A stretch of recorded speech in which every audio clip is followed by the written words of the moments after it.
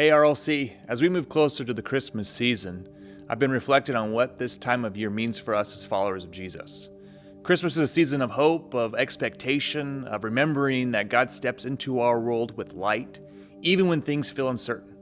It's a season when we slow down, we take a deep breath, and we remind ourselves of the incredible gift God has given us through His Son.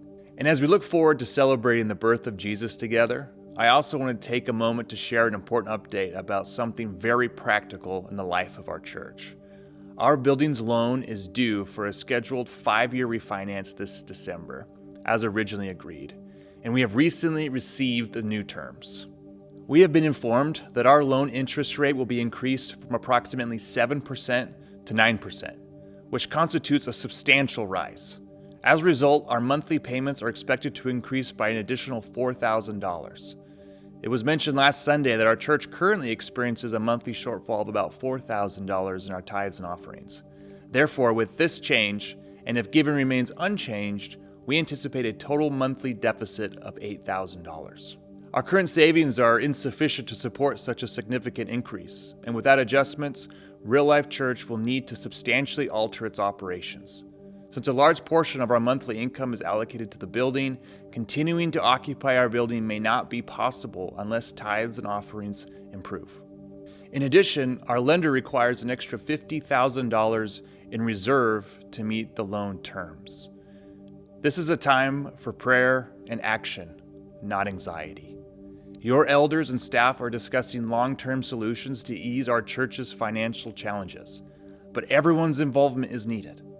I believe these circumstances can bring us closer together and be just another story of how God has provided for Real Life Church. For years, you have been faithful to what God has asked us to do, and faithful to care for one another and for our community. And because of that faithfulness, we've seen lives changed. We've seen people come to Jesus. We've seen kids and students discipled, families strengthened, and our community blessed in ways that only God could orchestrate.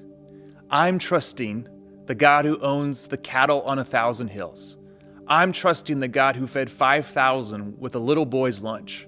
I'm trusting the God who, when the widow gave her last 2 coins, didn't scold her, He commended her. And I'm trusting you, this church family that has never once let the vision shrink because the budget got hard. So here's what $8,000 a month looks like broken down another way.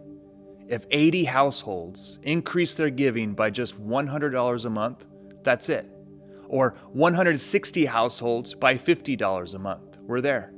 Or some give more, some give less, but all of us lean in just a little bit more.